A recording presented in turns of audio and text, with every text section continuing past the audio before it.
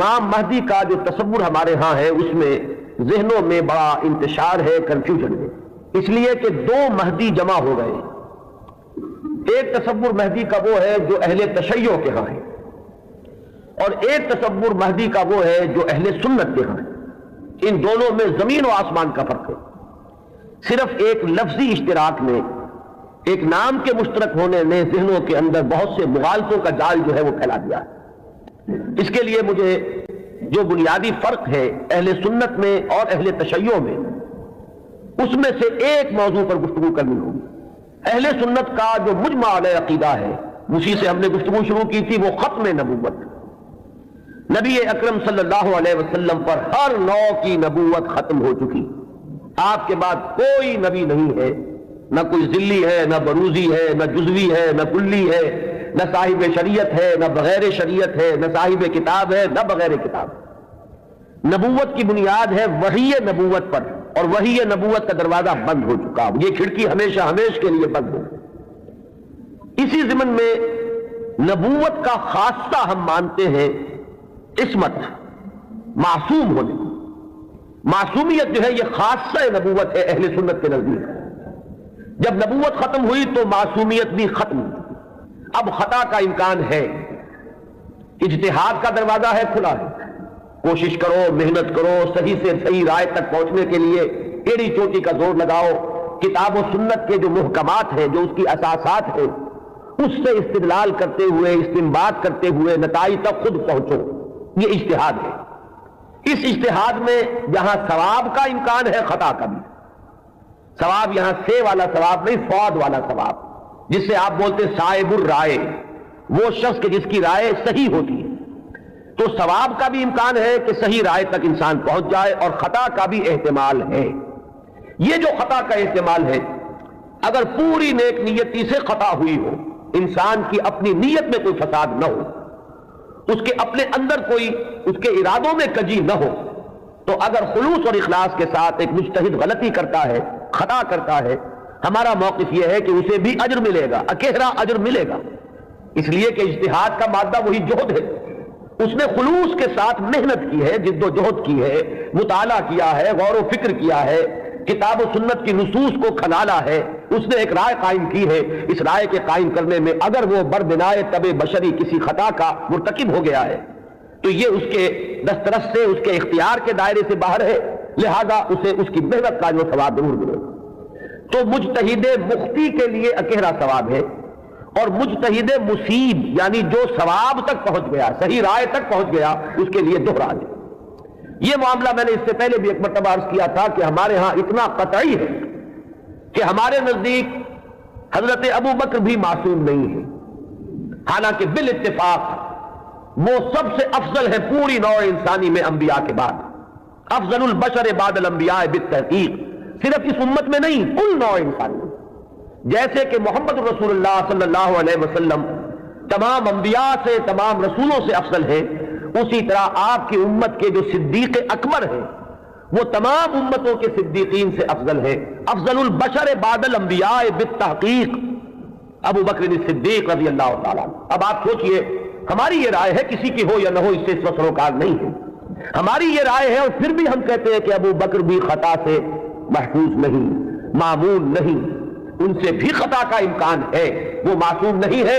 عصمت جو ہے وہ خاصہ نبوت ہے، وہ محمد کے ساتھ ختم ہو گئی صلی اللہ علیہ وسلم۔ ابو بکر سے خطا ہو سکتی ہے، عمر سے ہو سکتی ہے، عثمان سے ہو سکتی ہے، علی سے ہو سکتی ہے، ہر شخص سے ہو سکتی ہے۔ اگر ان چار سے ہو سکتی ہے تو بقیہ پوری نوع انسانی تا قیام قیامت جو آنے والی ہے ان میں کوئی ان سے افضل نہیں ہو سکتا، بات ختم۔ لیکن اہل تشیع کا عقیدہ یہ ہے کہ نبوت کا دروازہ تو بند ہوا ہے، لیکن اس کے بعد امامت معصومہ کا ایک سلسلہ چل رہا ہے، اور یہ امامت معصومہ اہل بیت میں ہے۔ نبی اکرم صلی اللہ علیہ وسلم کی جو اولاد حضرت فاطمہ رضی اللہ تعالی عنہا سے چلی ہے، یہ اس میں امامت معصومہ کا ایک سلسلہ ہے کہ جو چل رہا ہے۔ تو آپ اچھی طرح جان لیجئے کہ ہمارے نقطۂ نگاہ سے تو وہ بھی ایک جزوی نبوت ہو گئی، جہاں خاصہ عصمت آ گیا، نبوت کا ایک جز آ گیا، تو ہمارے اور ان کے درمیان جو سب سے اہم اختلاف ہے یہ کہ صحابہ میں افضل کون ہے، یہ معاملہ تو کچھ لوگوں کے اپنے ذوق کا بھی ہو سکتا ہے، مزاج اور استاد کا بھی ہو سکتا ہے، ظاہر بات ہے کہ پسند ناپسند پر تو انسان کو اختیار بھی نہیں ہوتا. میں نے کئی مرتبہ عرض کیا کہ ایک ہی پودا ہے گلاب کا, اس پر پھول کھلے ہوئے ہیں, آپ کو کوئی ایک پھول زیادہ پسند آیا, آپ نے اس کو لے لیا اور آپ بتا بھی نہیں سکیں گے کہ اس میں آخر سبب کیا ہے, آپ نے دوسرے پھولوں کو چھوڑ کر اسے کیوں منتخب کیا. تو یہ معاملہ اتنا بنیادی نہیں ہے, اگرچہ ہمارے نزدیک صحابہ کرام میں افضلیت کا ایک پیٹرن ہے اور وہ معین ہے کہ پوری امت میں افضل ترین 4 خلفاء ہیں اور ان میں ترتیب فضیلت جو ہے وہ ترتیب خلافت کے مطابق ہے. ابو بکر ہے, عمر ہے, عثمان ہے, پھر علی. ان کے بعد وہ 6 ہیں عشرہ مبشرہ میں سے, ان کے بعد اصحاب بدر ہیں, ان کے بعد اصحاب شجرہ ہیں, ان کے بعد تمام صحابہ ہیں اور ان کے بعد پھر اب سلسلہ جو ہے وہ چلتا جائے گا. آگے بات میرٹ پر ہوگی, شخصی میرٹ پر, لیکن یہاں جو ہے معاملہ شخصی میرٹ کا نہیں ہے, یہاں تو معاملہ جو ہے معین ہے کہ یہ سیڑھیاں ہیں. تو یہ ہے ہمارا ایک موقف, لیکن میں پھر بھی عرض کروں گا کہ اس کو میں کوئی اہم عقیدے کی بات نہیں کہتا, یہ ایک ذوق کا معاملہ بھی ہو سکتا ہے.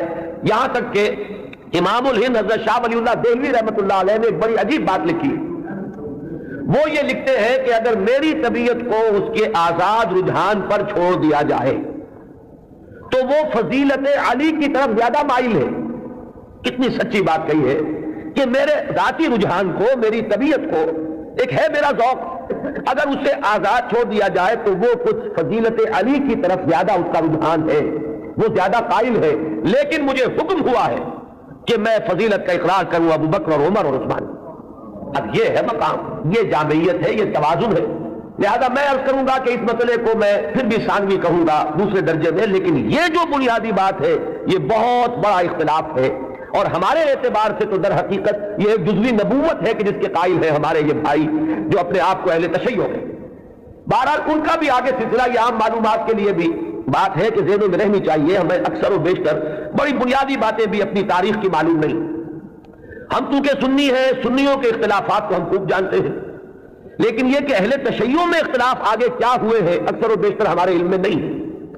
ان کا جو یہ معصوم امامت کا سلسلہ ہے, حضرت علی, حضرت حسن, حضرت حسین, حضرت حسین کے صاحبزادے حضرت علی بن حسین جنہیں امام زین العابدین کے نام سے پکارا جاتا ہے, پھر ان کے بیٹے ہیں محمد باقر, ان کے بیٹے ہیں جعفر جن سے فقہ جعفری چل رہی ہے. یہ 6 امام تو ان کے ہاں متفق علیہ, ان میں تو یہ جو شاخ چلی ان میں کوئی اختلاف نہیں ہے کہ یہ سب کے نزدیک ان میں متفق علیہ ہے ان کی امامت, اور یہ سب امام معصوم شمار ہو گئے. لیکن 7ویں امام پر آ کر ان کے ہاں ایک تقسیم ہو گئی. بڑے بیٹے اسماعیل تھے تو ان سے ان کے ماننے والے اسماعیلی کہلائے. اختلاف ہوا کہ اب امامت جو ہے حضرت جعفر صادق کی اولاد میں سے کس کی طرف منتقل ہوئی, اختلاف ہو گیا. بڑے بیٹے کے ماننے والے یہ کہلائے اسماعیلی, اور چھوٹے بیٹے سے جو چلا وہ پھر مسئلہ وہی چل رہا ہے. ان کے پھر مزید 6 امام ہیں جن میں سے 11ویں امام جو ہے ان کے بارے میں ایک تو تاریخ کی روایت یہ ہے کہ وہ لا ولد فوت ہو گئے, اور ایک روایت جو اہل تشیع کے ہاں ہے وہ یہ ہے کہ ایک بچہ ان کے ہاں ہوا تھا جس کو انہوں نے اخفاء سے کہیں بھیج دیا باہر, اندیشہ یہ تھا کہ حکومت وقت اس کو قتل نہ کرا دے. وہ ہیں ان کے تصور میں امام مہدی, وہ جن کو بچا لیا گیا تھا وہ کہیں کسی غار میں روپوش ہے اور وہی ہے. آخری زمانے کے قریب ان کا ظہور ہوگا, وہ زندہ ہے, غار میں موجود ہے, ان کا ظہور ہوگا, وہ امام المہدی ہے. اور ان کے آنے کے بعد پھر یہ مسلک بھی ظاہر بات ہے کہ اسلام ان کے نزدیک تو وہی ہے جسے وہ اسلام کہہ رہے ہیں, یعنی شیعت جسے ہم کہتے ہیں. اس مسلک کی بھی فتح ہوگی اور یہی اسلام جو ہے پھر پوری دنیا کے اوپر چھا جائے گا. انہیں قائم آل محمد بھی ان کے ہاں کہا جاتا ہے. تو یہ ہے تصور امامت کا اور امام مہدی کا شیعہ حضرات کے. کیونکہ درمیان میں نے بات آپ کو ایک بتائی تھی کہ 7ویں امام پر آ کر اختلاف ہوا ہے, تو جو بڑے بیٹے اسماعیل سے جو سلسلہ چلا وہ بھی کچھ عرصے کے بعد 2 حصوں میں تقسیم ہو گیا. ان میں سے ایک حصہ ابھی چل رہا ہے کہ وہ امامت نسلاً بعد نسل چلی آ رہی ہے, وہ تو ہمارے ہاں کے یہ اسماعیلی ہے. یہ اسماعیلی اس وقت جو ان کے امام ہیں آغا خان تھے, آغا خان کے پوتے اب ان کے امام ہیں, اب کریم آغا خان, یہ ان کے نزدیک امام معصوم ہے, ان سے کسی خطا کا امکان ہی نہیں. سر سلطان محمد خان جو آغا خان تھے ان کے تو یہ الفاظ بھی منقول ہوئے ہیں کہ جب میں شراب پیتا ہوں تو شراب جب میرے ہونٹوں کو مس کرتی ہے تو پاک ہو جاتی ہے. یعنی یہ امام معصوم تو وہ شے ہے کہ جس سے کوئی ناپاک چیز چھوئے گی تو پاک ہو جائے گی. جیسے وہ تصور ہے کہ ایک چیز ایک پتھر کوئی ایسا بھی ہے کہ جس کو وہ چھو لے وہ سونا بن جاتا ہے، تو اسی طریقے سے یہ امامت معصومہ کیا ہے اس کا آپ تصور کیجئے. تو جو ایگزیکٹ لائن ہے امامت کی وہ تو در حقیقت ان کے ہاں ہے کہ وہ امامت معصومہ کا تصور جو ہے بغیر کسی سلسلے کے ٹوٹے ہوئے وہ چلا آ رہا ہے. ہمارے ہاں جن کو ہم آغا خانی کہتے ہیں، اسماعیلی کہتے ہیں، ان کے ہاں ان کے ہاں دوسری شاخ وہ ہوئی تھی کہ اس میں بھی آگے چل کر امام غائب ہو گیا، وہ دوسرا امام ہے غائب. تو ایک امام غائب تو وہ ہے جنہیں امام المہدی کہا جاتا ہے، وہ ہمارے ہاں کے جو عام شیعہ حضرات ہیں جنہیں اثنا عشری شیعہ کہتے ہیں، یعنی 12 اماموں کے ماننے والے. ایک وہ جو شاخ اوپر والی ہے اس کو شش امامیہ کہتے ہیں، یعنی 6 اماموں تک تو متحد آئے، اس کے بعد 6 کے بعد 7ویں امام پر ایک شاخ نکل گئی، تو وہ شش امامیہ کہلاتے ہیں ان کے نزدیک. اور خود کو یہ کہتے ہیں اثنا عشری. لہذا کسی بھی شیعہ دوست سے اگر بات ہو آپ شیعہ کہیں گے تو وہ کچھ برا مانے گا، چپ رہے، آپ سے احتجاج نہ کرے تو بات اور ہوگی. لیکن یہ کہ اگر آپ ان سے مہذب انداز میں سوال کرنا چاہیں تو آپ کا سوال یہ ہونا چاہیے کہ کیا اثنا عشری ہے؟ یہ لفظ وہ ہے جو خود اپنے لیے اختیار کرتے. لہذا وہ 12 اماموں والا سلسلہ کے 6 متفق علیہ، 5 بعد میں، اور جو 12ویں امام ہیں ان کے وہ عہد طفولیت ہی میں کہیں ان کو بھیج دیا گیا کہیں حفاظت کے ساتھ، اور وہ کسی غار میں ابھی ہے اور وہ وہیں سے ظہور کریں گے. لہذا یہ جو اصل شیعت ہے ان کا امام غائب ہے اور یہ اس کے انتظار میں ہے کہ وہ آئیں. ایک حالت منتظرہ جو ہے اس شیعت پر یہ چلی آ رہی ہے. اس میں میں یہ بھی بتا دوں، یہ بھی دلچسپی کی بات ہے کہ حال ہی میں ایک بہت بڑا انقلابی قدم اٹھایا ہے خمینی نے یہ فلسفہ پیش کیا اور اس کو قبول حاصل ہو گیا ایران میں کہ یہ جو ہم امام منتظر کے انتظار میں رہیں گے اور کچھ نہیں کریں گے تو یہ تو بہت غلط معاملہ ہے کہ آنے والا ہی آئے گا تو کچھ ہوگا، ہم تو کچھ کر نہیں سکتے. اس نے تو ہمارے اوپر تعطل طاری کر دیا ہے. ہم لوگ جو ہے بالکل ظالموں کے لیے اور غلط کار لوگوں کے لیے نرم چارہ بن گئے ہیں، جیسے چاہے وہ کریں، ہم تو ہاتھ نہیں پکڑ سکتے. اس لیے تو ہم تو منتظر ہیں کہ کوئی آنے والا آئے گا تو صورت بدلے گی. تو انہوں نے فلسفہ پیش کیا کہ جب تک وہ امام غائب ظاہر نہیں ہوتے، نائب امام کی حیثیت سے کوئی شخص وہ تمام اختیارات ہاتھ میں لے سکتا ہے جو اصل میں امام کے. لہذا امام خمینی جو ہے اس وقت نائب امام ہے. وہ امام جو غائب ہے ان کے نائب کی حیثیت سے وہ سارے اختیارات اور حقوق جو امام کے ہیں وہ اب امام خمینی کے پاس ہے. اور اپنے کانسٹیٹیوشن میں انہوں نے اس کو ایک خاص اصطلاح دی ہے، یہ ہے ولایت فقیہ، کہ یہ وہ شخصیت ہے کہ جو بھی حکومت کا ڈھانچہ نیچے بنے گا، کوئی صدر منتخب ہو، کوئی وزیر اعظم منتخب ہو، پارلیمنٹ ہو، یہ سارا ڈھانچہ چلتا رہے گا، لیکن اوپر تلوار لٹکی رہے گی ولایت فقیہ کی کہ جس کو جس وقت چاہے وہ برطرف کر دے. یہی وجہ ہے کہ وہ ابو الحسن بنی صدر جو ہے وہ پیرس میں بیٹھے ہوئے ہیں، حالانکہ بہت بڑی اکثریت سے اس وقت ہمیں یہی بتایا گیا تھا واللہ عالم کہ بڑی عظیم اکثریت سے وہ صدر منتخب ہوئے تھے. لیکن بہرحال یہ تو نیچے کا ڈھانچہ ہے، اصل میں تو اوپر ولایت فقیہ ہے، اس کا اعتماد حاصل رہے گا تو کوئی شخص رہے گا، ورنہ نہیں. میں یہاں نہ کوئی تنقید کرنا چاہتا ہوں نہ کسی اختلاف کا اظہار، آپ کو بتا رہا ہوں کہ بات سمجھ میں آئے کہ امام مہدی کا اصل کانسیپٹ کیا ہے. یہ لفظ زیادہ جو ہے معروف جو در حقیقت اس شیعہ نظریے کے تحت ہے. ابھی میں آپ کو بتاؤں گا کہ ہمارے ہاں تو جو روایات کسی قدر پائے کی ہے، کوئی ان کی حیثیت ہے، وہاں مہدی کا لفظ ہے ہی نہیں، کہیں بھی نہیں. اس اعتبار سے معاملہ بڑا مختلف ہے. کچھ خبریں ہیں ہمارے ہاں وہ میں بھی عرض کروں گا، لیکن امام مہدی کی اصل شخصیت، ان کے بارے میں سارے تصورات، ان کا وہ مقام اور مرتبہ، یہ ساری چیزیں جو ہمارے ہاں عام ہیں، یہ در حقیقت ہماری نہیں بلکہ اہل تشیع کی. وہ ہے تصور شیعہ حضرات کا جو ہمارے ہاں عام ہو گیا. اب آئیے جو ہمارا مسئلہ ہے، اہل سنت کے ہاں بھی یہ خبریں موجود ہیں، بلکہ میں اس کو شروع کروں گا ختم نبوت کے بعد. وہ کیا اقدامات ہیں کہ جو اس امت میں اللہ تعالیٰ نے اپنی مشیت کاملہ کے تحت کیے ہیں، کہ جن کے بارے میں اس وقت جرأت کر کے ایک لفظ استعمال کر رہا ہوں کہ جو نبوت کی قائم مقامی کی حیثیت اختیار کرنے تھے. ان میں سب سے پہلا قدم تو میں تفصیل سے عرض کر چکا ہوں، قرآن کی حفاظت. اللہ تعالیٰ نے ذمہ لیا، انا نحن نزلنا الذکر وانا لہ لحافظون، ہم نے ہی اس ذکر کو نازل کیا ہے اور ہم ہی اس کے محافظ. یہ میں عرض کر چکا ہوں اس سے پہلے اپنی تقریروں میں کہ اس آیہ مبارکہ کا جو پہلا حصہ ہے وہ تو اپلیکیبل ہے تورات پر بھی، انجیل پر بھی، زبور پر بھی، صحیفہ ابراہیم پر بھی. قرآن مجید میں تو گواہی ہے کہ حضرت ابراہیم کو بھی ایک کتاب ملی تھی، ان ھذا لفی الصحف الاولی صحف ابراہیم و موسیٰ. لیکن یہ کہ یہ پہلا حصہ تو سب پر اپلیکیبل، ان کی عصبیت کہہ لیں، تعصب کہہ لیں، وہ پختہ ہو چکا ہے. لیکن یہ کہ ہر جگہ کچھ لوگ ہوتے ہیں کہ اگر انہیں متوجہ کیا جائے تو کسی حقیقت پر غور کرنے کے لیے تیار ہو جائے. تو چونکہ ان کے ہاں جو بات چلی، اجرائے وحی سے بات شروع ہوئی، تو ایک بڑی عام جو سطح ہے، کامن سینس کی سطح، اس پر وہ بات ان کی بڑی وزنی تھی۔ بات یہ تھی کہ جب نبوت کی اصل ضرورت ہے انسان کی ہدایت، تو انسان ختم نہیں ہوا، نبوت کیسے ختم ہو گئی؟ آخر نبوت، میں اب ان کی طرف سے بات کر رہا ہوں، کہیں کوئی مغالطہ آپ کو نہ ہو جائے، اس لیے کہ جب تک آپ اپنے مخالف کے موقف کو صحیح طور پر نہیں سمجھیں گے تو آپ کیسے اس کے بارے میں کوئی ججمنٹ آپ نہیں دے سکتے۔ ان کی دلیل کیا ہے کہ نبوت کوئی ہابی تو نہیں تھی بعض اللہ کی، جب چاہا جاری رکھا، جب چاہا ختم کر دیا۔ یہاں ہر چیز جو ہے حکمت کے ساتھ ہے، کوئی مقصد ہے، کوئی غایت ہے، ربنا ما خلقت ھذا باطلا۔ تو نبوت کی اصل غرض و غایت نوع انسانی کی ہدایت یا اتمام حجت، اب وہ نوع انسانی ختم نہیں ہوئی تو نبوت کیسے ختم ہو گئی؟ وحی کا دروازہ کیسے بند ہو گیا؟ یہ دلیل تھی جو کامن سینس کے لیول پر کافی اپیلنگ ہے، بات سمجھ میں آتی ہے۔ یہاں ہمیں سمجھنا ہوگا کہ جب ہم اس کے قائل ہیں کہ نبوت، وحی نبوت کا دروازہ بند ہو گیا، تو خلق کی ہدایت کی جو ضرورت ہے اس کو اب کن ذرائع سے پورا کیا گیا؟ ان چیزوں کو اگر سمجھ لیا جائے تو وہ دلیل کٹ جائے گی۔ پہلی بات میں عرض کر چکا ہوں پوری تفصیل سے اپنی سیرت کی تقاریر میں بھی اور بعد میں بھی، کہ پہلی بات یہ کہ ہدایت خداوندی اپنے مرحلہ تکمیل کو پہنچ گئی قرآن مجید میں۔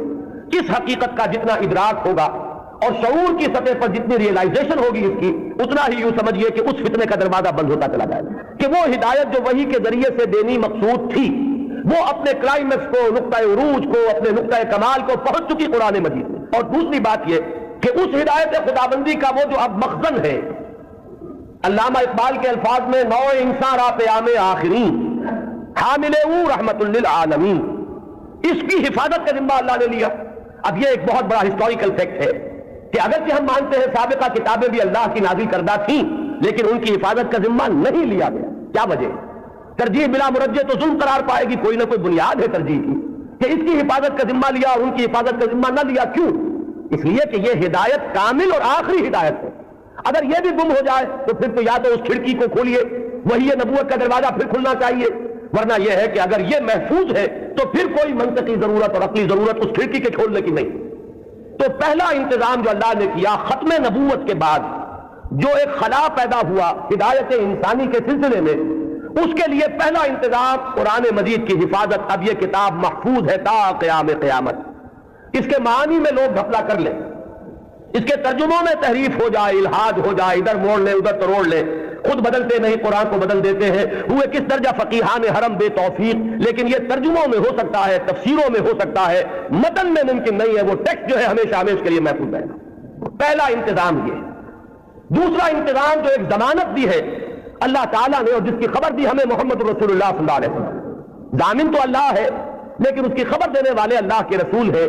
آپ نے فرمایا، یہ دو اعتبارات سے احادیث آتی ہیں، متفق علیہ روایت ہے، لا یزال من امتی امت قائمۃ بامر اللہ لا یضرهم من خذلهم ولا من خالفهم۔ میری امت میں ہمیشہ ایک گروہ ایسا موجود رہے گا جو امر اللہ پر پورے طور پر قائم رہے گا، جازم رہے گا۔ نہ تو کوئی شخص جو ان سے روگردانی کرے گا، علیحدگی اختیار کرے گا، چھوڑ کر جائے گا، نہ تو وہ کوئی نقصان پہنچا سکے گا اس گروہ کو، اور نہ کوئی جو کھلم کھلا مخالف ہے وہ انہیں کوئی غدر پہنچا سکے گا۔ اور یہ معاملہ چاہے آپ کو کوئی ثواب دلانے کے الٹا جو ہے آپ پر گرفت ہو جائے گی، ایسی کوئی چیز صحابہ سے ثابت نہیں ہے۔ اور ہمارا دین وہی ہے، ما انا علیہ واصحابی، رسول نے فرمایا جس چیز پر میرا عمل ہے اور میرے صحابہ کا ہے، دین تو اصل میں وہی ہے۔ جہاں تک ایصال ثواب کا تعلق ہے، اس میں ہمارے ہاں ذرا کافی مختلف آراء موجود ہیں۔ مجھے اس رائے سے اتفاق ہے کہ مالی اگر کوئی عبادت ہے اس کا ثواب آپ اپنے کسی فوت شدہ بزرگ کو منتقل کر سکتے ہیں۔ مطلب آپ نے کسی بیوہ کی کوئی مدد کی ہے، کسی یتیم کی کوئی مدد کی ہے، کسی دینی کام میں پیسہ لگایا ہے، کوئی صدقہ جاریہ شروع کیا ہے خدمت خلق کے لیے وغیرہ وغیرہ، اس کی تو جو ہے اس کے ثواب کو منتقل کیا جا سکتا ہے کہ اللہ اس کا ثواب میرے والد یا میری والدہ کے وہ کو پہنچا دے۔ جسمانی نہیں، آپ نماز پڑھ کے کہیں اس کا ثواب، یا روزہ رکھ کر کہیں کہ اس کا ثواب، یا یہ کہ آپ قرآن پڑھ کر کہیں یہ آپ ہی کو ثواب ہوگا، آپ خود پڑھیں گے آپ کو ثواب ہوگا۔ البتہ ایسے تمام افعال کے بعد جب آپ اللہ سے دعا کریں گے، یہ نہیں کہیں گے کہ میرے اس فعل کا ثواب منتقل کر دے، اے اللہ میرے والدین کی مغفرت فرما، تو یہ کوئی نیک کام کرنے کے بعد جو ہے اس دعا کی تاثیر جو ہے وہ بڑھ جاتی ہے۔ بس اس پہلو میں انڈائریکٹلی اس کا ایک تعلق بن جائے گا، ورنہ یہ کہ وہ اس طریقے سے بچوں کو بلانا اور پڑھانا اور یہ جو ہے سوئم میں کرنا اور قرآن خوانی کی محفلیں، یہ سب بدعات ہیں اور یہ در حقیقت دین میں اضافے ہیں اور ان کی کوئی حقیقت نہیں ہے۔ دیکھیے انسانی زندگی کے یہ 3 دور ہیں، حیات دنیاوی جو ہماری پیدائش سے شروع ہو کر اور ہماری موت پر ختم ہو جائے، پھر حیات برزخی موت سے لے کر قیامت کے دن تک، اور پھر حیات اخروی ہے قیامت میں ریزریکشن کے بعد سے وہ زندگی جو ہے جو جنت یا دوزخ کی ہے۔ اس میں ان دونوں زندگیوں کے بارے میں تفصیل سے کوئی بات کرنا بالکل غلط ہے اور اس سے فتنے پیدا ہوتے ہیں۔ ظاہر بات ہے کہ قبر، جسم تو قبر میں رہتا ہے، اس میں تو کوئی شک ہی نہیں ہے، روح کہاں جاتی ہے؟ کیا وہ بھی قبر ہی میں رہتی ہے یا کہیں اور چلی جاتی ہے؟ قرآن مجید میں سجین اور اعلیٰ علیین کا ذکر موجود ہے، لیکن یہ تمام چیزیں متشابہات میں سے ہیں۔ یہ تمام چیزیں قرآن مجید میں سورہ آل عمران کے شروع میں بیان کیا گیا ہے کہ ہم نے یہ کتاب اتاری ہے، اس میں کچھ آیات محکمات ہیں، کچھ متشابہات ہیں۔ وہ متشابہات کا ایگزیکٹ مفہوم جاننا اس وقت ہمارے لیے ممکن نہیں ہے، یہ تو جب اس عالم میں ہم پہنچیں گے تو معلوم ہوگا کہ ہاں یہ بات تھی کہ جو قرآن مجید میں اس طور سے کہی گئی تھی۔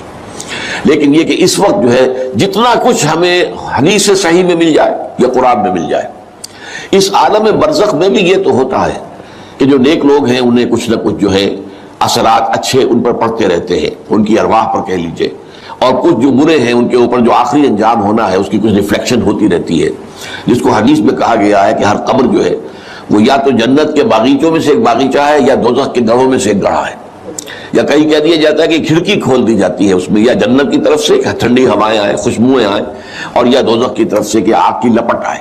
دوزخ میں داخل ہوں گے قیامت کے بعد ہی اور جنت میں داخل ہوں گے قیامت کے بعد ہی، لیکن اس کے کچھ آثار پڑنے شروع ہو جاتے ہیں، وہ جس کو انگریزی میں آپ کہتے ہیں coming events cast their shadows before, بعد میں آنے والے واقعات جو ہیں ان کے کچھ سائے جو ہیں پہلے سے آنے شروع ہو جاتے ہیں۔ تو اسی طرح سمجھیے کہ جو کچھ آخرت میں کسی انسان کے ساتھ ہونا ہے اس کا ایک عکس جو ہے وہ عالم برزخ میں شروع ہو جاتا ہے۔ اسی لیے قرآن مجید میں یہ بھی آیا ہے کہ یہ جو آل فرعون تھے یہ صبح و شام جہنم پر پیش کیے جاتے ہیں، اور قیامت کے دن پھر کہہ دیا جائے گا ادخلوا آل فرعون نار، ان کو داخل کر دو آگ کے اندر۔ یہ اس حد تک، باقی یہ ہے کہ تفصیل میں جانا، ہاں ایک رائے ہے یہ شاہ ولی اللہ دہلوی رحمۃ اللہ علیہ کی ہے، اگر ان کی رائے نہ ہوتی تو میں اسے بیان بھی نہ کرتا، لیکن یہ کہ وہ ایک بہت بڑے محدث اور بہت مفکر اور دین کے فلسفے سے بہت بڑے واقف انسان تھے۔ انہوں نے کہا ہے کہ جو اولیاء اللہ ہوتے ہیں، اللہ کے نیک بندے، اللہ کے بندے، ان کے انتقال کے بعد ان کی روحوں کو بھی اللہ فرشتوں کے طبقہ اسفل میں شامل کر دیتا ہے۔ ویسے جب حضرت جبرائیل آتے تھے انسانی شکل میں، وہ ایک بالکل دوسری شکل ہے، وہ تو یہ کہ حضرت دحیہ کلبی جو ہے رضی اللہ تعالیٰ عنہ، وہ بہت حسین صحابہ میں سے بہت صحیح حسین انسان تھے، ان کی شکل میں بالعموم ان کی صورت میں حضرت جبرائیل آتے تھے، لیکن وہ وحی نہیں شمار ہوتی۔ ہم نے ام السنہ وہ حدیث جس میں جبرائیل آئے اور حضور نے فرمایا جبریل تھے جو تمہیں تمہارا دین سکھانے آئے تھے، لیکن وہ قرآن میں نہیں ہے، ام السنہ ہے، قرآن نہیں ہے۔ البتہ یہ کہ حضرت جبرائیل کو ان کی اصل ملک کی شکل میں حضور نے اپنی ان آنکھوں سے 2 مرتبہ دیکھا ہے۔ ایک مرتبہ بالکل آغاز میں، جبکہ حضرت جبرائیل جو ہیں ایسے ظاہر ہوئے، حضور اتر رہے تھے غار حرا سے، جبل نور سے، تو آپ کو آواز آئی یا محمد۔ یہ پہلی وحی کے بعد جو فترت ہوئی ہے، کچھ عرصے کے لیے وحی رکی رہی، اس وقت واقعہ پیش آیا۔ آپ نے سامنے دیکھا، پیچھے دیکھا، کوئی نہیں، نظر کوئی نہیں آیا۔ پھر تھوڑی دیر آپ چلے گئے، شاید مجھے کوئی دھوکہ لگا ہے، ایسی میں نے سنا ہے، کوئی آواز نہیں تھی۔ پھر آیا یا محمد، پھر دیکھا 2-3 مرتبہ کوئی نظر نہیں آیا، تو کچھ خوف سا محسوس ہوا۔ تیسری مرتبہ یا محمد، تو اچانک حضور کی نگاہ اوپر اٹھی، تو حضرت جبرائیل فرشتے کی جو اصل شکل ہے اس میں وہ تھے افق پر، اور پورا افق بھرا ہوا تھا اس سے۔ تو اصل ملک کی صورت میں حضرت جبرائیل کو حضور نے اس وقت دیکھا، اور ایک دیکھا ہے پھر عند سدرۃ المنتہا، شب معراج میں، جب ساتھ آئے ہیں لے جانے کے لیے انسانی شکل میں تھے۔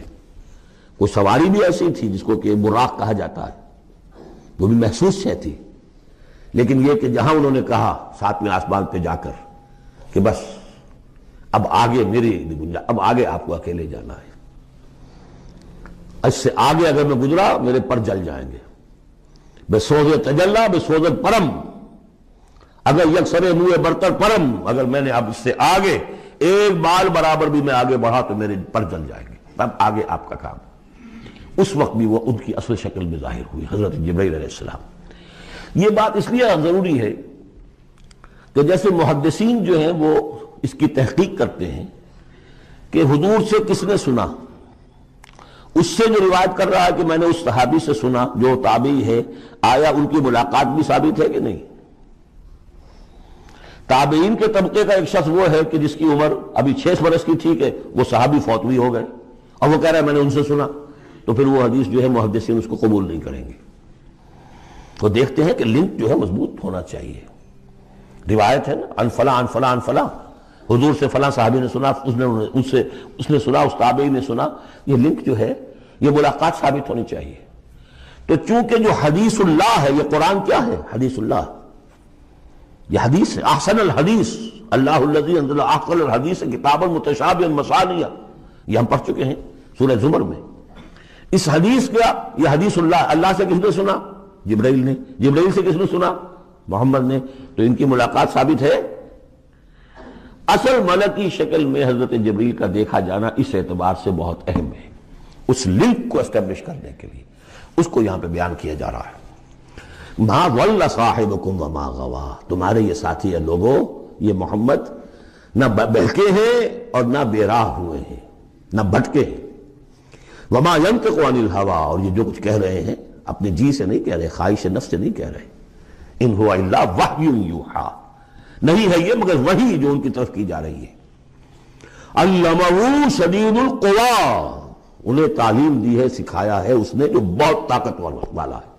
یہاں حضرت جبرائیل ہیں جو مراد ہیں۔ علمہ شدید القوی، یہ قرآن کس نے سکھایا محمد کو؟ شدید القوی، ذو مرۃ، وہ بڑا زور آور ہے، فاستویٰ، وہ سیدھا ہوا، وہو بالافق الاعلی، اور افق اعلیٰ کے اوپر وہ محمد کو نظر آ رہا تھا صلی اللہ علیہ وسلم۔ ثم دنا فتدلی، پھر ذرا نیچے کو لٹکا، قریب آیا، فکان قاب قوسین او ادنیٰ، اور پھر وہ اتنے قریب آ گیا کہ جیسے 2 کمانوں کا فاصلہ ہو یا اس سے بھی قریب۔ فَأَوْحَىٰ إِلَىٰ عَبْدِهِ مَا أَوْحَىٰ، پھر اس نے وحی کی اللہ کے بندے کی طرف جو وحی کی۔ وہ وحی کون سی تھی؟ وہ ہے اصل میں وحی رسالت۔ وحی نبوت جو تھی وہ تو شروع میں آ چکی، اس کے بعد یہ فترت ہو گئی تھی، کچھ وقفہ پڑ گیا تھا۔ شروع میں وحی جس سے کہ حضور کی نبوت کا ظہور ہوا ہے وہ تو ہے اقرا بسم ربک الذی خلق، خلق الانسان من علق، اقرا وربک الاکرم الذی علم بالقلم، علم الانسان ما لم یعلم۔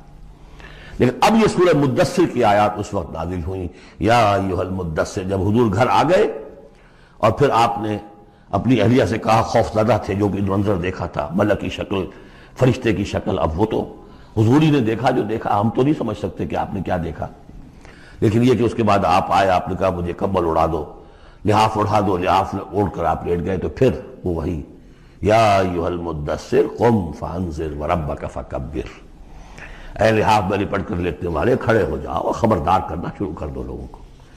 اور تمہاری اس دعوت کا نقطۂ آغاز تو انذار ہے، اور اس کا ہدف دنیا میں تکبیر رب ہے، رب کو بڑا کرو، اس کی بڑائی منواؤ، اس کی بڑائی نافذ کرو، اس کا نقشہ کھینچا گیا ہے۔ علمہ شدید القوی ذو مرۃ فاستویٰ وہو بالافق الاعلی ثم دنا فتدلی فکان قاب قوسین او ادنیٰ فاوحیٰ الی عبدہ ما اوحیٰ ما کذب الفؤاد ما رأیٰ، جو کچھ انہوں نے دیکھا ان کے دل و دماغ نے اسے جھٹلایا نہیں، یہ نہیں کہا کہ نہیں یہ کیا ہے۔ دیکھیے ایسا ہوتا ہے کہ کوئی غیر معمولی سی بات آپ دیکھیں تو ایک شخص ہو جاتا ہے میں خواب دیکھ رہا ہوں، یہ حقیقت دیکھ رہا ہوں۔ آنچی می بیریم میں بیداریس تو یارم یا بے خواب، اے اللہ جو میں دیکھ رہا ہوں یا ہم دیکھ رہے ہیں یہ بیداری میں دیکھ رہے ہیں، یہ خواب میں دیکھ رہے ہیں، وہ غیر متوقع چیز۔ لیکن نبی کو کوئی شک نہیں ہوا، ما کذب الفؤاد ما رأیٰ، یکسوئی کے ساتھ دل و دماغ اور جو بھی آپ کی آنکھ دیکھ رہی تھی ان میں کوئی کانفلکٹ نہیں تھا۔ ما کذب الفؤاد ما رأیٰ فتمارونہ علی ما یریٰ، تو کیا تم اس سے جھگڑتے ہو اس چیز پر کہ جسے وہ دیکھ رہا ہے؟ اقبال نے کہا نا کہ قلندر ہرچے گوید دی نہ گوید. جو شخص اپنا دیکھی ہوئی چیز بیان کر رہا ہے تم اس سے جھگڑ رہے ہو. تمہارے لیے تو وہ ایک غیب کی خبر ہے، اس نے تو دیکھا ہے. افتمارونہ علی ما یری وَلَقَدْ رَآهُ نَزْلَةً أُخْرَىٰ، اس نے تو ایک مرتبہ اور بھی دیکھا. کہاں دیکھا؟ عند سدرۃ المنتہا، شب معراج میں سدرۃ المنتہا. کوئی بیری کا درخت ہے، وہ کیسی بیری ہے؟ ساتویں آسمان کی بیری. وہ آخری حد ہے، مخلوق کوئی اس سے آگے نہیں جا سکتی. اس سدرۃ المنتہا، منتہا نہایت، حد، جہاں کی حد ہو گئی، وہاں تک حضور پہنچے ہیں، سدرۃ المنتہا تک. اندہا جنت الماوا، اور سب سے اونچی جو جنت ہوگی جنت الماوا، وہ اس کے قریب ہی ہے، وہ بھی ساتویں آسمان پر ہے. یہ تو درجہ بدرجہ ترقی ہوتی جائے گی نا. پہلی ضیافت جو ہے، پہلی نزل جو ہے، وہ تو اسی زمین پر ہو جائے گی. پھر جو ترقی ہوگی، اپنے اپنے مدارج، اپنے اپنے مراتب، اپنے اپنے مقامات، اپنے اپنے ایمان کی گہرائی، اپنے اپنے اعمال صالحہ، اپنا اپنا انفاق مال و جان، اس کے حوالے سے درجے ہوں گے. اندہا جنت الماوا اذ یغشی السدرۃ ما یغشی، جبکہ ڈھانپے ہوئے تھا اس بیری کو جو ڈھانپے ہوئے تھا. اب تمہیں کیا بتائیں کیا ڈھانپے ہوئے تھا، تم نہیں سمجھ سکتے. دیکھیں کس طریقے سے اذ یغشی السدرہ، کوئی انوار الہیہ کا کوئی ایسا نزول ہے وہاں جو زبان سے ادا نہیں ہو سکتا. کوئی الفاظ نہیں ہے کہ جو ان کی تعبیر کر سکے. اس پر انوار الہیہ کا کوئی نزول ہے. اذ یغشی السدرۃ ما یغشی، جبکہ چھایا ہوا تھا اس بیری کے اوپر جو چھایا ہوا تھا، جبکہ ڈھانپا ہوا تھا اس بیری کو جس نے ڈھانکا ہوا تھا. ما زاغ البصر وما طغی، نبی کی آنکھ اس وقت نہ کج ہوئی نہ حد سے بڑھی.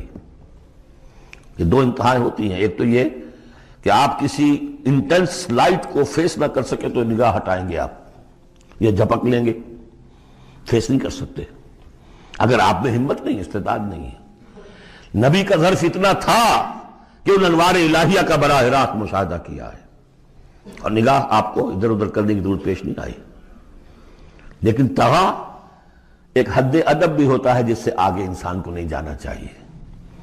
نگاہ جو ہے اس نے بے ادبی کی روش بھی اختیار نہ کی. علامہ اقبال نے، واقعہ یہ ہے کہ اس آیت کو میں نے سمجھا علامہ اقبال کے ایک شعر سے، اور اکثر و بیشتر لوگ نہیں سمجھ سکے اس آیت کو. ذوق و شوق کے نام سے جو ان کی نظم ہے بال جبریل میں، وہ میرے نزدیک ان کے شاعرانہ جو ان کی استعداد ہے اس میں بلند ترین نظم ہے. وہ جہاں تک پیغام ان کا جو ہے امت مسلمہ کے لیے، اس کے لیے ابلیس کی مجلس شورا، وہ کلائمیکس ہے، اور وہ ہے بھی ان کے آخری زمانے کی نظم ہے. سن 36 میں انہوں نے کہی ہے. اس کے بعد تو بیماری اتنے رہے ہیں، بہت کم اشعار کہے. لیکن اس میں ذوق و شوق میں ایک شعر ہے: عین وصال میں مجھے حوصلہ نظر نہ تھا، عین وصال میں مجھے حوصلہ نظر نہ تھا، گرچہ بہانہ جو رہی میری نگاہ بے ادب. میری نگاہ بے ادب بہانہ تلاش کرتی رہی کہ میں مشاہدہ براہ راست کروں، حالانکہ عین وصال ہے اس وقت، لیکن یہ کہ میرے اندر حوصلہ نہ تھا کہ میں حسن کا براہ راست مشاہدہ کر سکوں. عین وصال میں مجھے حوصلہ نظر نہ تھا، گرچہ بہانہ جو رہی میری نگاہ بے ادب. یہاں ان دونوں چیزوں کے برعکس بات ہے جو اقبال اپنے بارے میں کہہ رہا ہے. میں تو بے ادب بھی ہوں، اور میں تو چاہتا تھا کسی طریقے سے حد ادب سے تجاوز کر کے دیکھوں، لیکن میرے اندر تو حوصلہ نہیں تھا.